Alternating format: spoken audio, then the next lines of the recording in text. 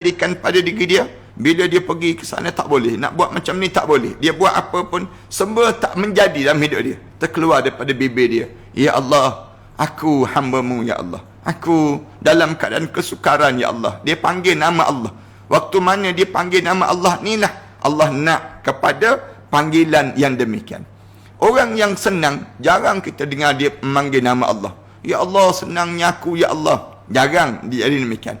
Lalu oleh demikian, ujian waktu mana senang ni terlalu sukar untuk kita nak lalui dibandingkan dengan ujian waktu mana kita dalam keadaan susah. Pada diri kita demikian. Tidak mungkin kita tidak pernah, kita tak berkata demikian. Jarang, paling-paling tidak ada keluar daripada mulut kita ni perkataan, kenapa aku diuji ya Allah? Ujian sihat dan ujian sakit. Bila tanya, mana nak di antara ujian sihat, ujian sakit? Alim ulama kata, kami nak ujian sakit dibanding daripada ujian sihat. Kerana ujian sakit lebih banyak menyebut nama Allah. Ujian sihat menyebabkan kita lupa untuk nak menyebut nama Allah. Sakit, kita sakit gigi sikit pun dah mengadu dah, ya Allah sakitnya ya Allah kita jadi demikian. Tapi kalau kita sihat, gigi kita sihat, ada kita nak sebut, kita ni alhamdulillah aku diberi nikmat sihat begini. Pada diri kita, nikmat sihat gigi kita, nikmat sihat mata kita, nikmat sihat yang disebut dengan hidup kita ni jarang di kalangan kita demikian. Fitrah manusia memang begitu, tidak akan tidak berkeluh kesah. Allah Subhanahu Wa Taala sebut, innal insana khuliqa halu'a. Sesungguhnya manusia ni Allah jadikan sebab tak kena dalam hidup dia. Allah ciptakan demikian. Rasa resah gelisah tu sebab tak kena dalam hidup. Dia dapat nikmat, yang satu nikmat, dia tak berhenti dengan satu nikmat. Dia akan berlumba nak nikmat yang lain lagi. Kita dah ada satu handbag, misal contoh, kita nak handbag yang kedua, handbag yang ketiga. Kalau orang perempuan lah, orang lelaki dah ada satu kenderaan, dia nak lagi kenderaan yang lain lagi, dia nak lagi. Dalam hidup dia halu'ah. Hidup dia ni sebut gelisah aja manjang dalam hidup. Ni contoh-contoh bagaimana hidup orang ni bila kena dalam hidup kita ni sentiasa Allah jadikan ujian. Suatu Allah jadikan kita solat. Kenapa Allah jadikan kita solat? Untuk merehatkan daripada ujian yang kita lalui. Suatu Allah jadikan pada kita doa. Kenapa? Untuk merehatkan kita daripada yang disebut dengan ujian yang kita lalui. Nak rehat dalam hidup kita ni, bila kita diuji oleh Allah, Allah jadikan dengan ujian solat. Bila kita dapat solat, maka kita akan berehat daripada ujian yang kita sedang lalui itu. Itu hebatnya solat dia panggil. Sungguh saat diuji, kita akan berasa sukar dan berat untuk menerimanya. Dalam hidup kita ni, bila kita diuji oleh Allah dengan ujian-ujian, kita jadi rasa berat untuk menerima. Apatah lagi ia adalah ujian yang dalam hidup kita. Ni, misal contoh COVID-19 ini. Ramai mana di kalangan kita terpaku dan masing-masing sesak dada, anxiety di kalangan kita. Ramai mana di kalangan kita di kalangan kita ni kena ujian COVID-19 ini. Sama ada dia kena ataupun orang lain kena. Dia rasa dalam pada diri dia tu ujian yang dia tak sangka pun terjadi demikian. Tetapi harus kita fahami bahawa hidup di dunia ini adalah ujian. Nafas kita ini adalah ujian. Yang tu kita kena belajar dalam hidup kita. Kita ni sentiasa kena ingat, kita ni sedang melalui ujian. Selagi mana nafas kita bernapas, setiap kali mana kita dalam hidup kita ni sentiasa dalam keadaan yang begitu je pada diri kita melalui ujian-ujian dalam hidup kita. Allah Ta'ala menciptakan manusia adalah untuk menguji mereka. Kenapa Allah ciptakan kita? Allah nak jadikan ujian pada kita. Satu, Allah jadikan syurga dan neraka. Syurga dan neraka ni dijadikan dengan tujuan apa? Dengan tujuan untuk nak dijadikan pilihan pada manusia. Manusia buat pilihan. Kamu nak ke syurga ke? Kamu nak ke neraka dalam hidup kamu. Ini maknanya Allah jadikan demikian. Bila kita dalam keadaan sebegini, lalu kita pun belajarlah pada diri kita, aku sedang diuji oleh Allah ni dengan ujian ini. Mungkin ada yang tanya, mengapa Allah Subhanahu Wa Taala menguji kita? Kita akan tanya demikian. Mengapa Allah Taala tidak turun ke bumi dan mengatakan mengapa Allah Taala tidak turun ke bumi dan mengatakan, aku Tuhan kamu, sembahlah aku. Senangnya pada kita demikian. Mengapa pula dia tidak menciptakan semua orang menjadi Muslim? Kita akan tanya, kenapa? Tak boleh ke Allah jadikan orang ni semua Islam? Tak payahlah ada kafir-kafir ni. Susah kita dengan Donald Trump, misal contohnya. Susah kita dengan kekufuran mereka tersebut. Dan mengapa Allah Ta'ala memberikan kita nafsu yang hanya mengundang kita untuk berbuat dosa, kemudian masuk ke dalam neraka? Mengapa Allah buat pada kita nafsu yang menyebabkan akhirnya kita ni terhumban ke dalam neraka? Kita sebut demikian. Kenapa Allah jadikan syaitan sehingga kan kita terbawa-bawa dengan pujukan syaitan dalam hidup kita? Jika Allah Ta'ala berkehendak, dia boleh saja untuk membuat semua menjadi Muslim. Seperti mana yang disebut dalam surah Al-Ma'idah ayat yang ke-48. Allah Subhanahu Wa Ta'ala sebut, "Walau sya'allahu la ja'alakum ummatan wahidah." Kalau aku nak, aku boleh buat untuk kamu jadi satu umat. Satu je umat di kalangan kamu. Tapi Al-Quran juga mengatakan dalam surah Al-Mulk ayat yang kedua, Allah Subhanahu Wa Ta'ala sebut, "Alladzi khalaqal mauta wal hayata liyabluwakum ayyukum ahsanu amala wa huwal azizul ghafur."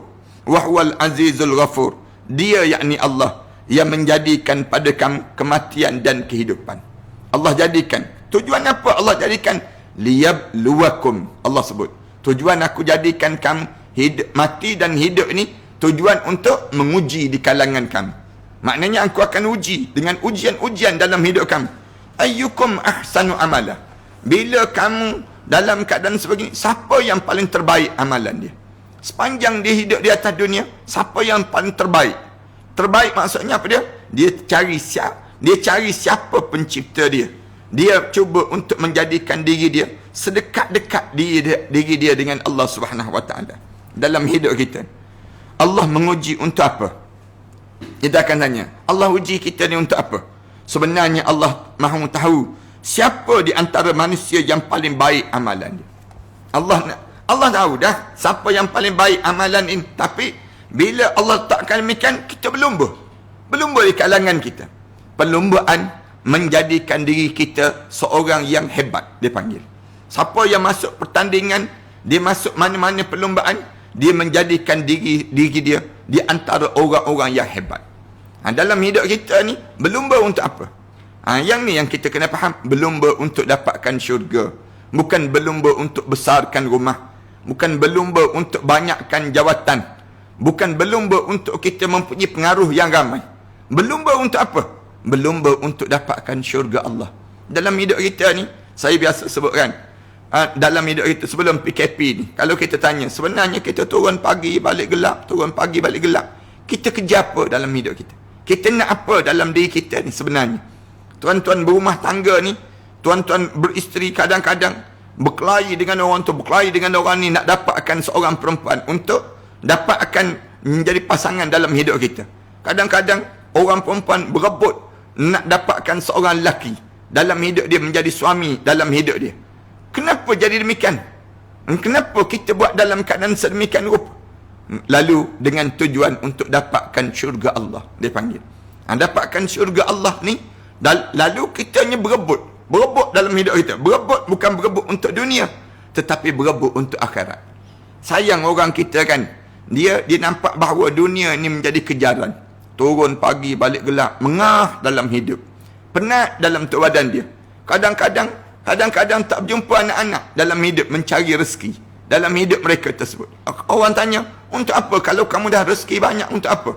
Dia kata untuk makan sedap. Tahu-tahu dia kejar, sedar-sedar tersungkur dalam lubang kubur. Tak sempat dia dalam hidup dia untuk menikmati rezeki-rezeki yang patut dia dapat dalam hidup dia. Kenapa jadi demikian pada mereka tersebut?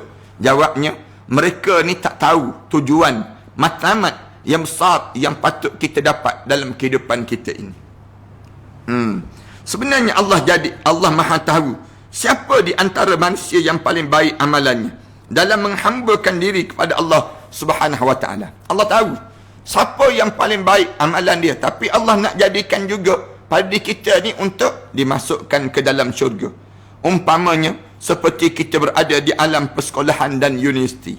Kita mungkin mengambil masa lebih 10 tahun untuk menamatkan pengajian sehingga kita berjaya mendapat sijil, diploma dan juga ijazah. Pernahkah kita terfikir sepanjang menuntut ilmu, mengapa cikgu memberi kita ujian melalui peperiksaan? Kenapa kita kena masuk juga peperiksaan? Dah tahu, cikgu mesti tahu kita ni siapa di kalangan kita. Tapi kenapa kita kena masuki juga peperiksaan? Kenapa tidak mereka meluluskan saja kita? Kenapa cikgu-cikgu tak biarkan pada kita ni, waktu mana kita belajar dahulu, bagi A semua pada kita? Kenapa? Bukankah itu lebih mudah daripada masuki peperiksaan itu? Begitu juga dengan ujian yang Allah berikan pada manusia. Allah Ta'ala jadikan dia menguji untuk mengetahui siapa di antara kita yang paling baik amalan kita di sisi Allah Subhanahu Wa Ta'ala. Allah sengaja nak suruh kamu tengok diri kamu takat mana. Ada orang yang dia tak mampu nak lawan. Lawan apa dia? Nak lawan malas. Tak mampu. Malas untuk bangun solat. Malas untuk menderma. Dia bukan tak tahu perlunya menderma. Dia tahu tapi dia tak nak menderma. Dia tak mampu untuk nak melawan. Melawan sifat dalaman diri dia. Dalam hidup dia ni. Nak lawan luaran lagi teruk. Ramai mana orang yang hidup dalam keadaan bersepah je rumah dia. Kenapa? Kerana dia tak mampu nak lawan perasaan dalam jiwa dia tadi.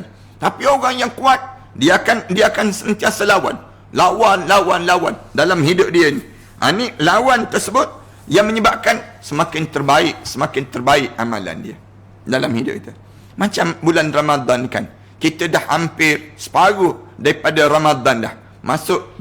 Nak masuk yang pusingan kedua dah dalam bulan Ramadan. Tapi ramai mana di kalangan kita tak sentuh lagi Al-Quran. Tak baca pun lagi Al-Quran. Padahal kita dah nak masuk dalam pusingan yang kedua. Sibuk membilang pusingan PKP. Sibuk dia mengira terhadap PKP. Bila nak lepas dan sebagainya. Tapi dia sendiri tak sibuk yang disebut dengan membaca dan mendengar Al-Quran. Bertantang orang kita kan, bertantang. Ramai mana sibuk dan tanya, berapa orang mati? Berapa orang lagi yang kena COVID-19? Kita sendiri sibuk nak mendengar demikian. Al-Quran dalam diri kita. Masa kita berada dalam bulan Ramadan ini. Kena berfokus para hadirin sekalian. Dalam hidup kita ni, kena balik semula pada asal. Ingat, kita berada dalam bulan Ramadan sekarang. Bulan Ramadan ni, bulan yang Allah jadikan di antara simbol untuk diuji dalam hidup. Sedang elok dah dengan COVID-19 dan juga yang disebut dengan bulan Ramadan. Allah jadikan dua-dua ni serentak berlaku pada diri kita. Dengan tujuan apa dia? Kamu tengok ujian dalam hidup kamu. Zaman Nabi Muhammad sallallahu alaihi wasallam kena ujian yang disebut dengan ujian perang Badar, ujian dalam bulan Ramadan, ujian demikian. Manakala kita diuji dengan ujian yang sebegini rupa, di mana pintu-pintu masjid ditutup. Kemudian dalam masa yang sama juga kita tak mampu lagi berterawih sebagaimana sebelum daripada ni. Sampai peringkat kita tak rasa lagi manisnya iktikaf dalam hidup kita. Semua ni kita patutnya belajar. Kenapa aku diuji sebegini? Allah nak ajar. Kamu tak jaga kebersihan pada diri kamu. Kamu tengok orang yang tak jaga. Selama ni kita nampak Amerika Syarikat ni, orang Amerika, orang yang bersih-bersih. Tengok Allah jadikan. Ni simbol kekotoran pada mereka.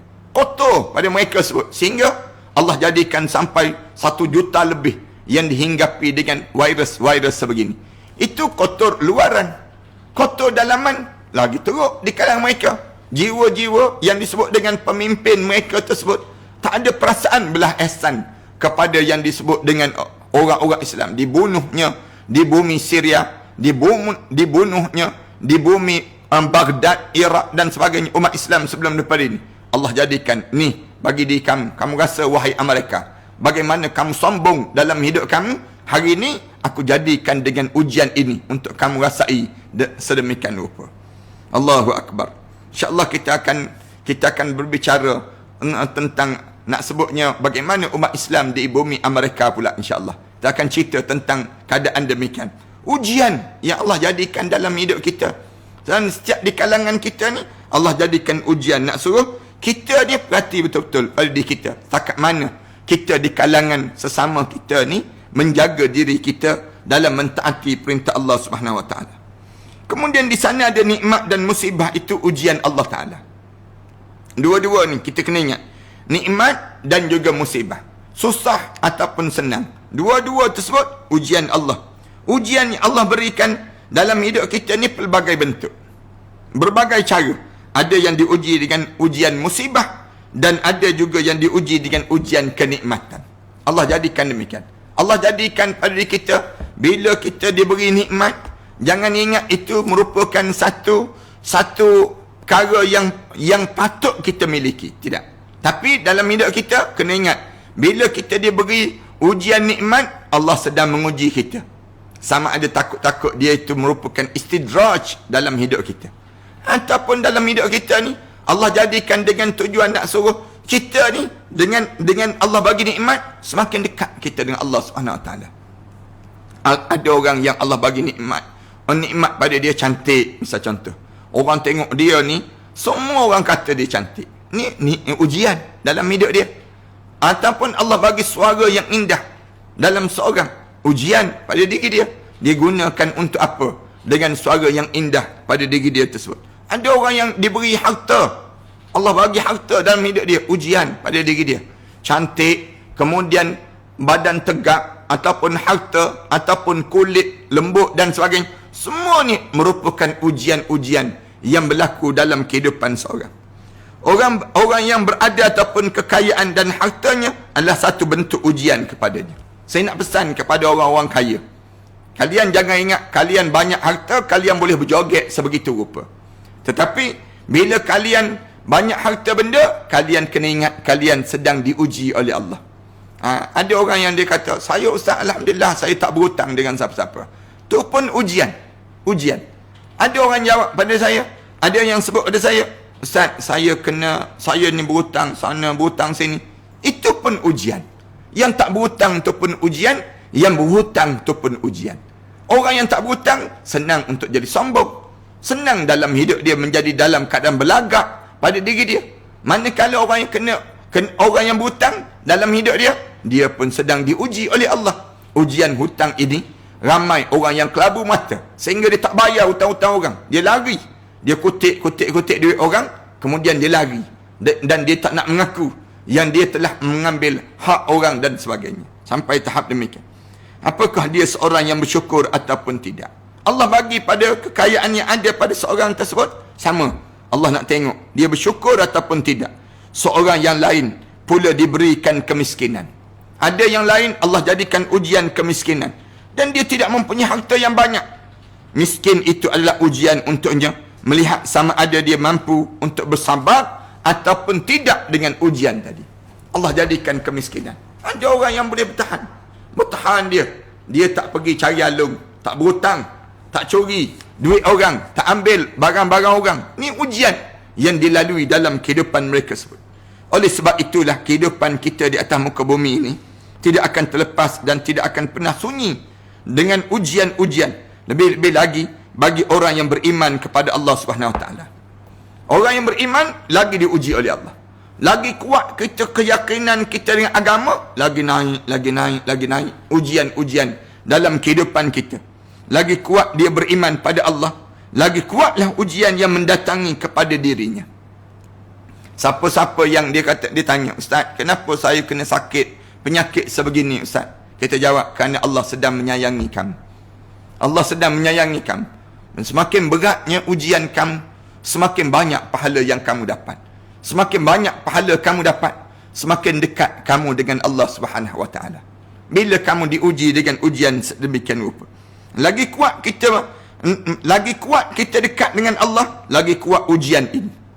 Ada orang kata, kalau begitu tak naklah dekat dengan Allah. Dia sebut demikian. Kerana tak nak kena ujian. Tak nak, dia kena melalui ujian juga. Ujian apa dia? Api neraka Allah yang semakin mendekati padanya. Dia semakin jauh dengan Allah, semakin dekat dengan api neraka.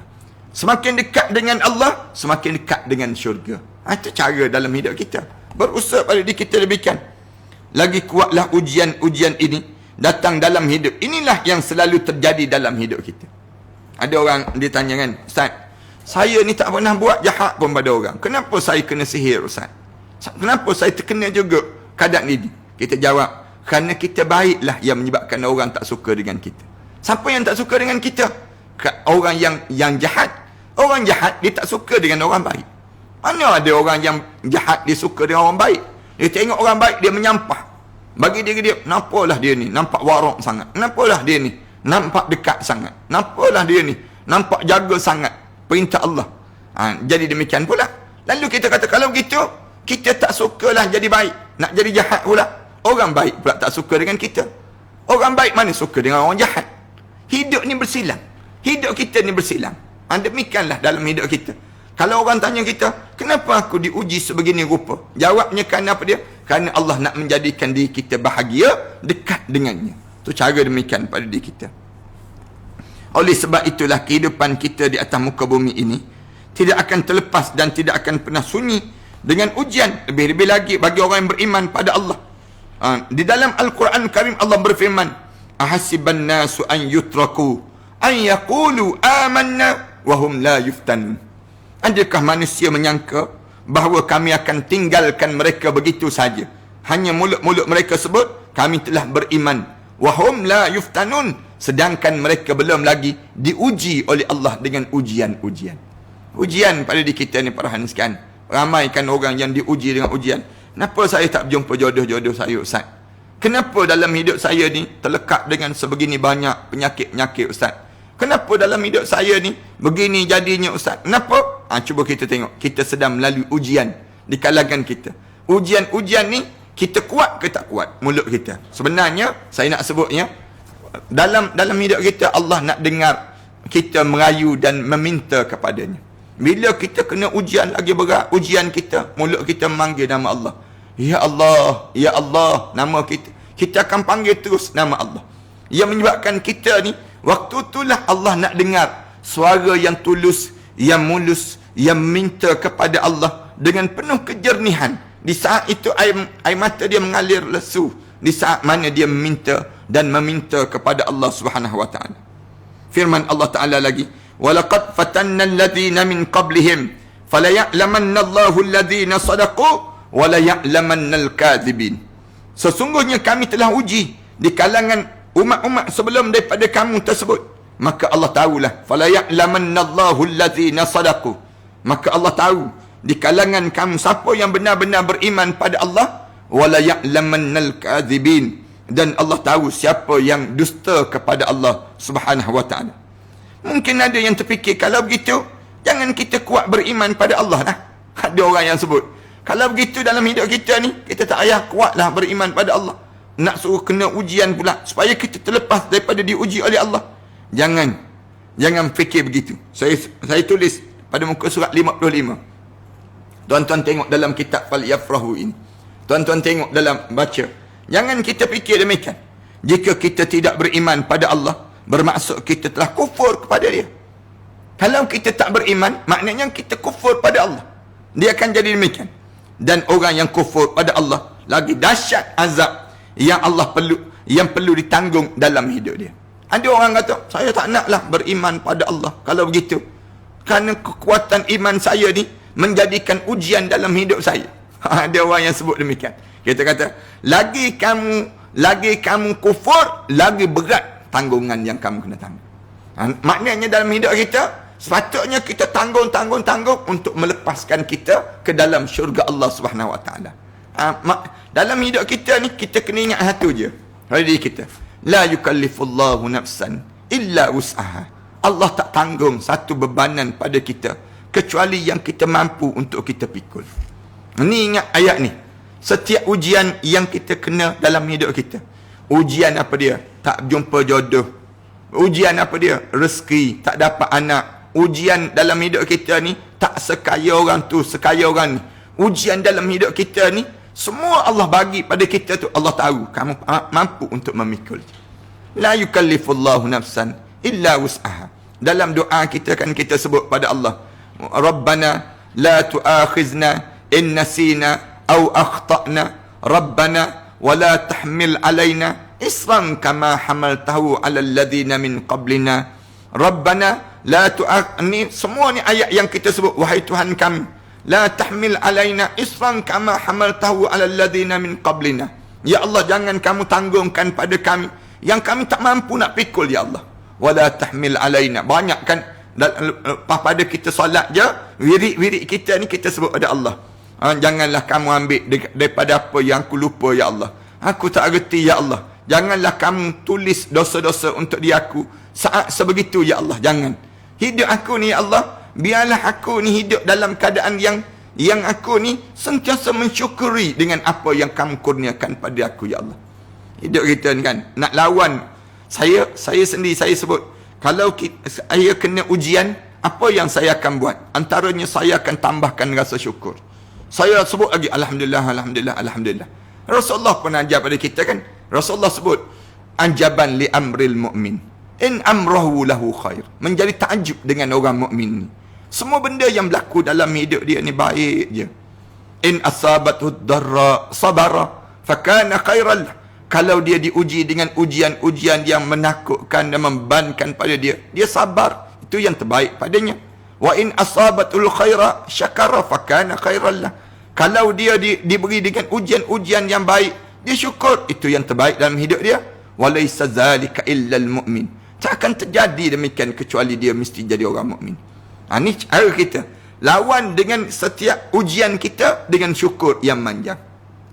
Ingat ya, Allah sebut, la in syakartum la azidannakum wa la in kafartum in azabi lasyadid. Kalau kamu bersyukur, la in syakartum la azidannakum, Allah akan tambah lagi nikmat-nikmat pada kamu. Allah akan bagi lagi rezeki-rezeki yang banyak dalam hidup kamu. Allah akan bagi. Kamu syukur je, la azidannakum. Allah bersumpah, sudah pasti aku akan tambah dalam hidup kamu. Wala in kafartum, tapi kalau kamu memilih jalan untuk kufur dengan nikmat-nikmat yang aku bagi pada kamu, dengan ujian-ujian yang aku bagi pada kamu, inna azabi lasyadid. Azab aku ni pedih, katanya Allah. Allah sebut azab aku ni, Allah tak sebut aku nak tarik balik. Aku tarik balik segala rezeki yang aku bagi pada kamu. Tak. Allah sebut inna azabi lasyadid. Azab aku ni amat pedih dalam hidup. Lalu kitanya, bila kita diuji dengan ujian yang sebegini, kita diajar supaya apa dia? Syukur. Syukur je dalam hidup kita. Alhamdulillah, alhamdulillah, ala kulli hal. Lihat pada diri kita ni, setiap perkara tu dengan keadaan yang positif. Bukan melihat perkara tersebut dengan negatif. Tidak. Macam kita ni kan, kena ujian COVID-19 ni. Kena PKP, syukur. Alhamdulillah. Banyak hikmah yang kita belajar dalam PKP. Boleh jadi kalau tidak kerana PKP, tuan-tuan tak kenal saya. Tuan-tuan tak bersama dengan kuliah-kuliah sebegini. Kalau tidak kerana PKP, mungkin kita sibuk lagi. Dengan apa dia?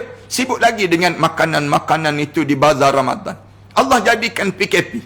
Bila Allah jadikan PKP, tuan-tuan pandai buat ondeh-ondeh kan?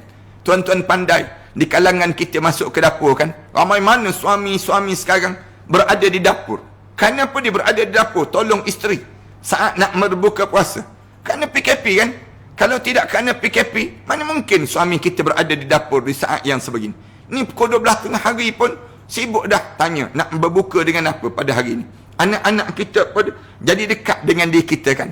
Kita pun ada masa kan mendengar ayat-ayat yang dibaca oleh anak-anak kita. Semua ni hikmah di sebalik apa? Kalau kita nak senarai, banyaknya hikmah di sebalik PKP ni tak tersenarai banyak. Tak tersenarai banyak. Walaupun masjid telah ditutup, ada kita kehilangan sesuatu. Tapi kita akan diberi oleh Allah sesuatu yang lain. Allah, bila dia tutup satu jalan, Allah buka jalan-jalan yang banyak. Walaupun Allah tutup pintu masjid, tetapi Allah membuka pintu keampunan. Allah membuka pintu rahmat. Allah membuka segala pintu-pintu yang lain yang sedang terbuka saat sebegini. Pandanglah kita dengan pandangan kebaikan. Kita kata, tak boleh balik kampung, Ustaz. Setahun ni tak tahu gaya kat mana ni. Kita gaya-gaya kita ni. Walaupun adanya nak dilonggarkan sedikit pada kita. Tapi nak sebutnya gambaran apa dia? Gambaran pada kita ada hikmah. Boleh jadi raya dekat bandar ataupun raya dekat rumah kita dengan anak beranak saja. Ada banyak lagi benda-benda yang kita tak nampak di sebalik hari raya dalam suasana yang kita nak lalui ni. Yang lebih besar lagi, kenapa kita sibuk nak hari raya? Sibuklah dengan mencari malam Lailatul Qadar. Patutnya demikian.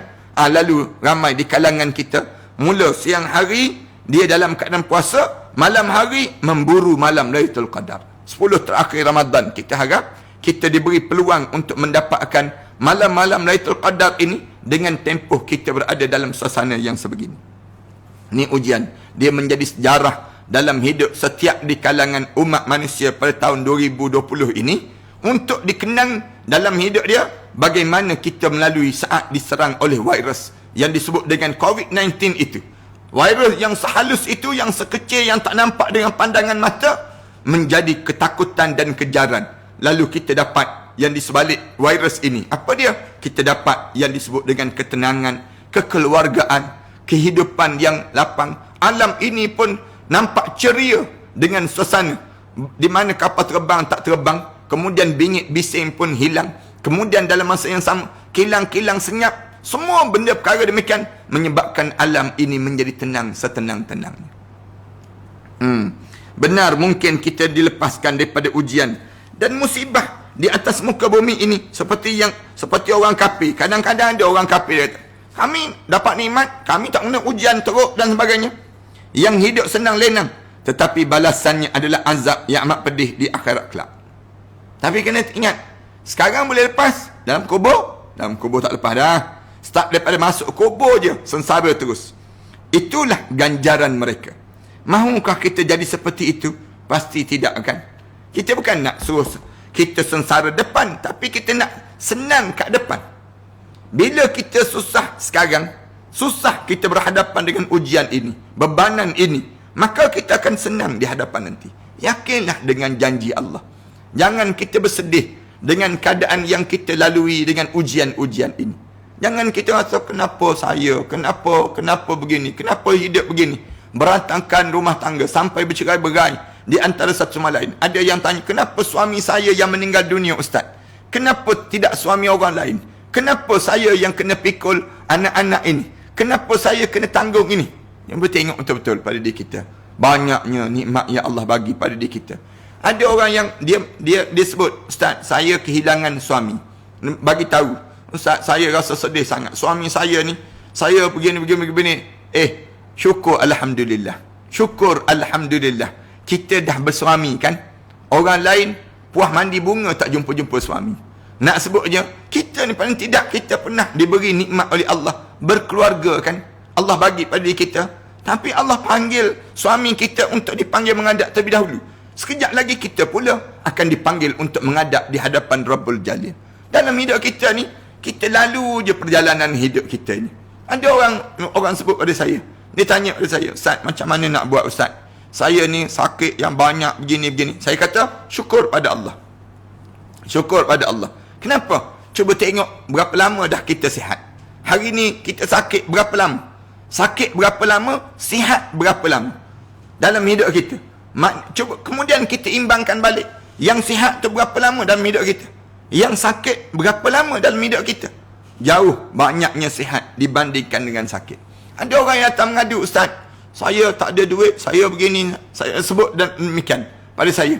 Habis tu nak buat macam mana? Tolong syukur pada Allah. Saya sebut banyakkan syukur pada Allah. Kenapa? Dulu kan kamu pernah dapat duit kan?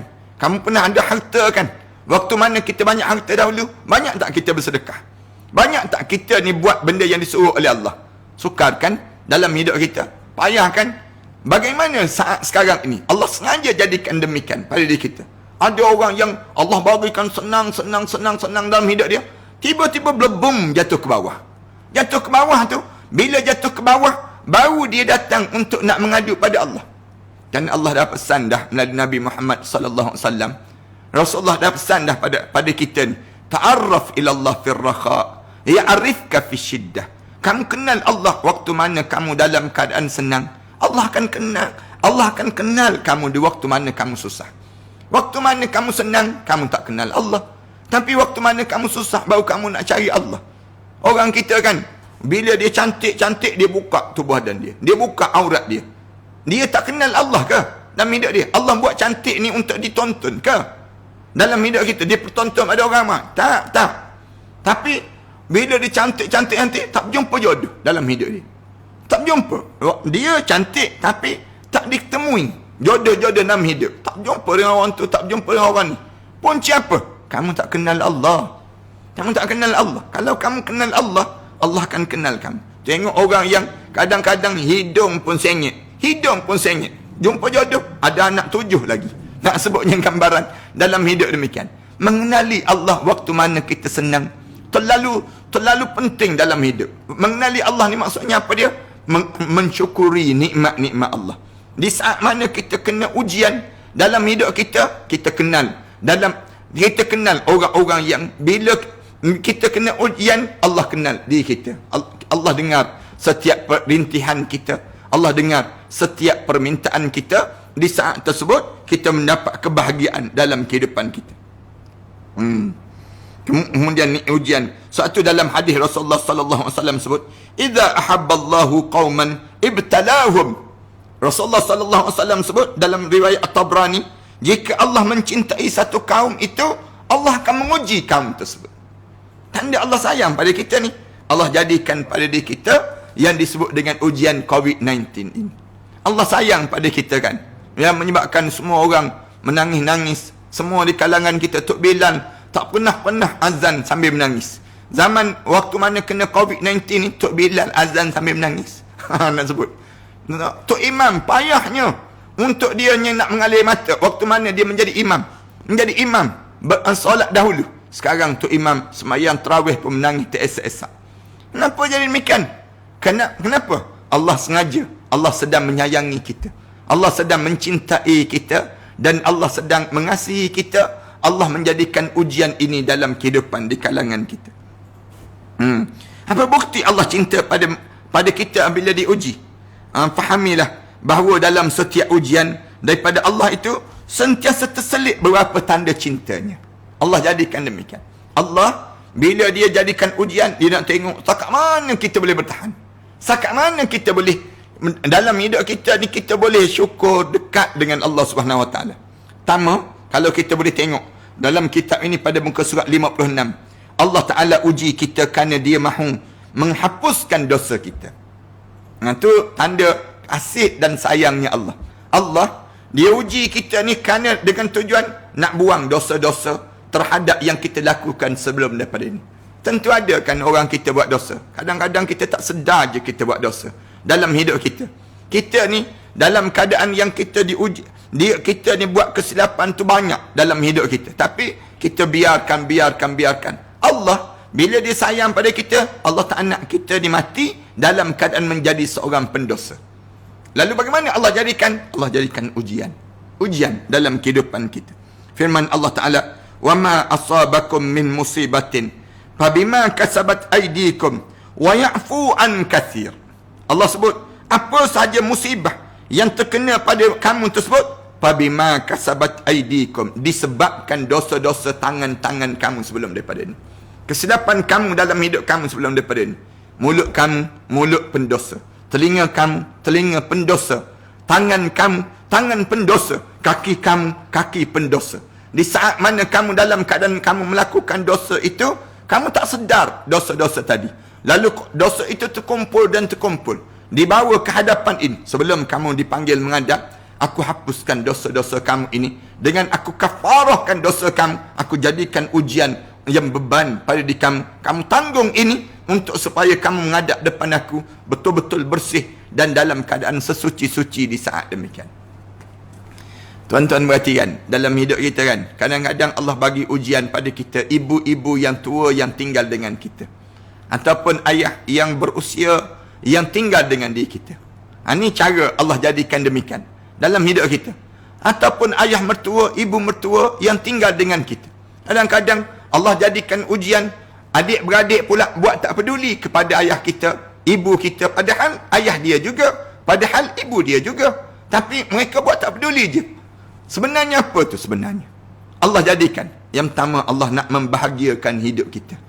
Allah nak membahagiakan hidup kita. Allah datangkan ibu kita yang berusia itu tinggal dengan kita. Allah nak jadikan dia ni sumber keberkatan dalam hidup kalian.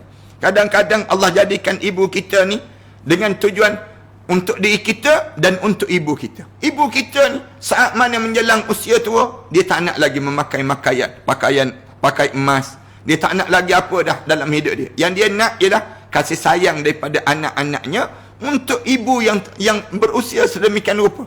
Dia nak bercakap dengan cucu-cucu dia. Dia nak bercakap dengan anak-anaknya. Dia nak duduk biar anak-anak dia dekat dengan diri dia.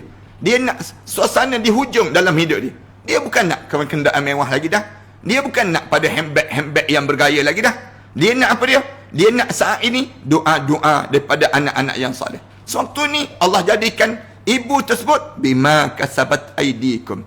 Inilah balasan yang kamu dapat daripada kamu tarbiyah anak-anak kamu dahulu. Kamu dapat anak-anak yang soleh yang menjaga kamu. Tapi ramai mana ibu-ibu yang ditinggal seorang-seorang kat rumah. Dalam keadaan anak-anak dia, kalau kita tanya berapa orang anak makcik? Anak saya ada 9 orang, Ustaz. Anak saya ada 12 orang, anak saya. Tapi anak-anak tak ada seorang pun yang nak tinggal dengan dia. Bima kasabat aidikum. Ni punca apa? Punca ibu juga. Ibu dalam didikan ibu dahulu bagaimana terhadap anak ini sendiri. Ni bima kasabat aidikum. Lalu Allah kata dalam keadaan itu, wa ya'fu an katsir. Allah sedang mengampun banyak sangat.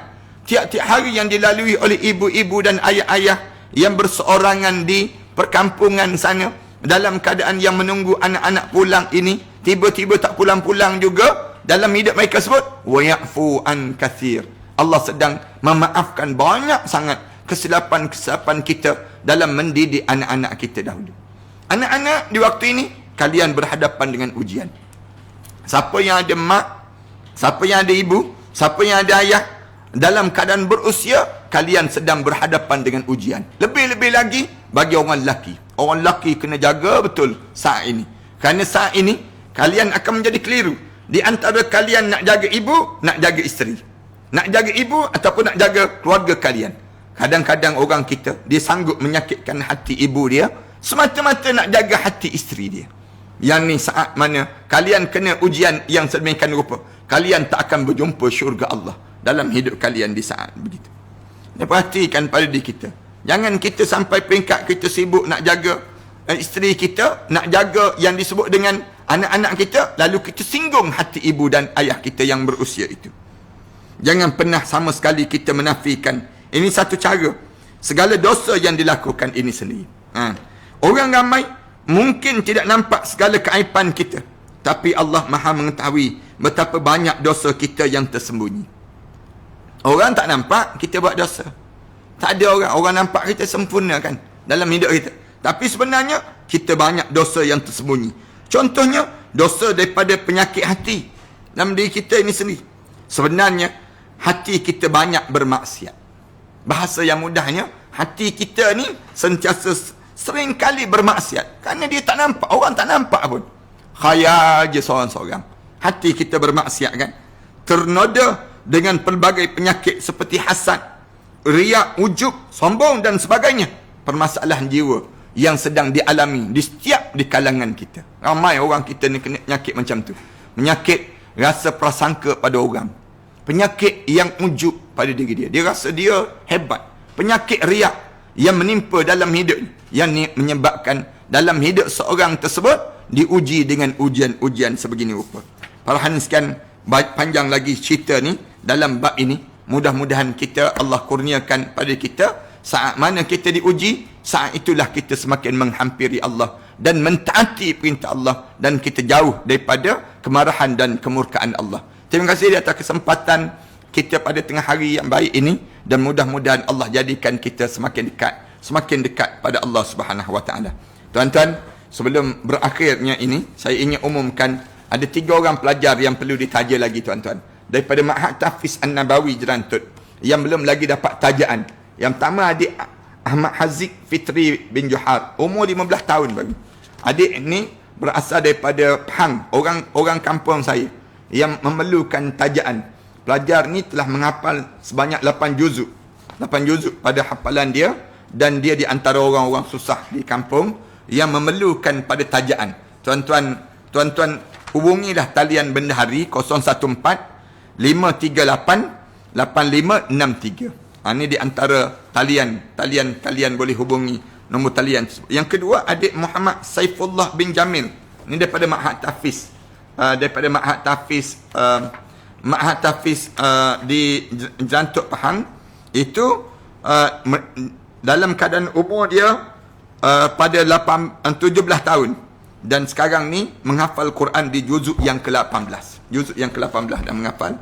Dan tuan-tuan boleh hubungi. Dia merupakan di antara pemimpin pelajar. Kemudian cemerlang dalam hafalan dia. Dan mempunyai akhlak yang baik. dan cantik budi pekertinya. Dan kalau tuan-tuan boleh tanggung, tuan-tuan pakat hubungi 014 538 8563. Kemudian ataupun masukkan bank in dalam talian Matan Center tu, akaun Matan Center tersebut, kemudian maklumkan pada bendahari. Ataupun terus yang ketiga ni, adik Muhammad Irham bin Muhammad Khairi Anwar. Adik Muhammad Irham bin Khairi Anwar baru 12 tahun. Ni daripada Jerantuk juga. Pelajar baru masuk pada tahun ini, tapi dia telah menghafal sebanyak lebih kurang 2 juzuk Al-Quran Karim. Ini 3 orang pelajar ini sendiri. Kemudian yang seterusnya, saya suka nak sebut bahawa kami baru keluar satu produk yang untuk dalam bulan Ramadan ini. Itu produk beras basmati 1 kilo dan pes Yaman, pes buat nasi Arab. Tu senang ceritanya. Campuran nasi Arab ni lah. Beras. Kemudian ni orang nak buat nasi Arab lah. Yang ni tuan-tuan boleh terus ke matanbis.com. Ini produk yang terbaru yang dikeluarkan ini. Senang untuk nak disediakan. Katanya nak buat nasi Arab ni kan, tak perlu pergi kedai Arab lah. Maksudnya boleh masak sendiri pada kitanya. Basuh dan rendam je beras selama lebih kurang 30 minit. Basuh beras ni, kemudian rendam. Saya sendiri pun tak pernah buat lagi ni. Tapi ni produk terbaru kitanya. Kemudian beras ni beras Arab. Kemudian lepas tu masukkan pes Yamani Mendi ni ke dalam air 1.3 liter. Masukkan dia, panaskan sehingga mendidih. Terus beras ni dah masuk dalam pes tadi. Kemudian tunggu nasi masak, dah masak.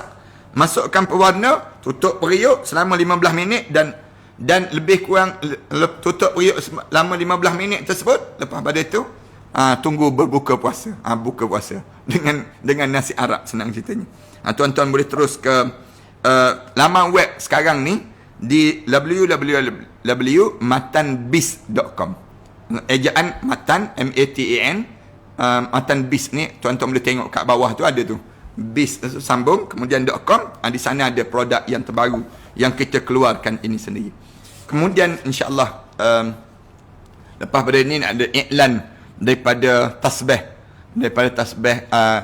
biji-biji tasbih yang ada nama. Tuan-tuan boleh letak nama tuan-tuan sebanyak mana, dan mereka ni di antara mereka yang turut serta dalam menaja program-program kita ini sendiri, insya-Allah. Terima kasih sekali lagi. Mudah-mudahan Allah bagi peluang pada kita untuk kita bertemu kembali dalam perbincangan falyafrahu, maka bergembiralah, menjadi orang mukmin kepada Allah Subhanahu wa taala. Bismillahirrahmanirrahim. Alhamdulillahirabbil alamin. Wassalatu wassalamu ala asyrafil anbiya'i wal mursalin wa ala alihi wa sahbihi ajma'in. Rabbana iftah bainana wa bain qaumina bil haqq wa anta khairul fatihin. Rabbana atina fid dunya hasanah fil akhirati hasanah wa qina adzaban nar. Sallallahu ala Muhammad wa ala alihi wa sahbihi wasallam. Alhamdulillahirabbil alamin.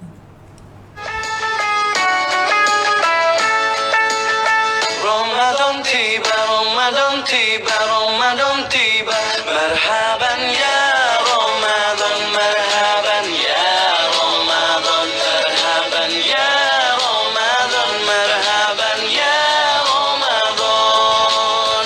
Ramadan tiba, Ramadan tiba, Ramadan tiba. Marhaban ya Ramadan, marhaban ya Ramadan tiba, Ramadan tiba, Ramadan tiba. Marhaban ya Ramadan, marhaban ya Ramadan, marhaban ya Ramadan, marhaban ya Ramadan.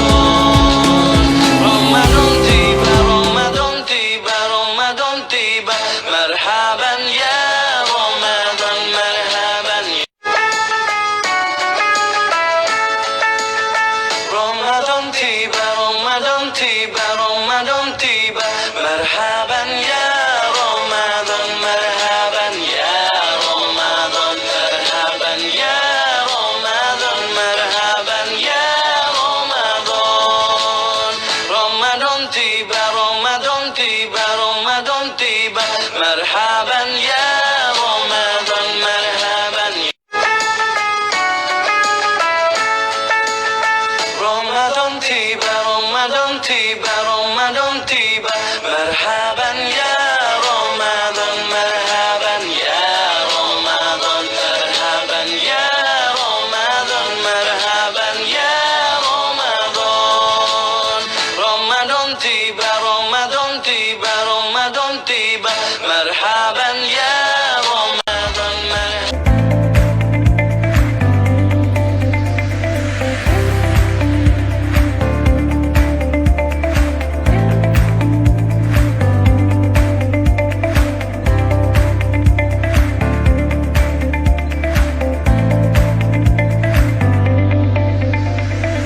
Saya mengucapkan ribuan terima kasih banyak-banyak. Hanya Allah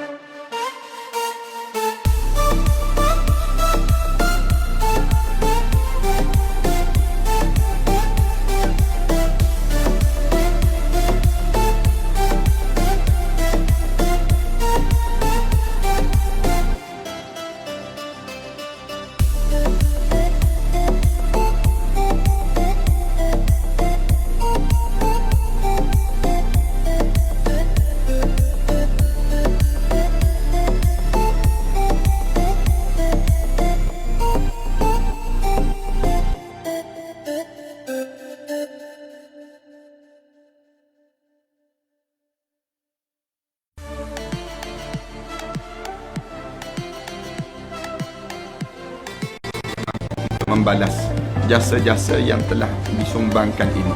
Sama ada yang illallah Muhammadun Rasulullah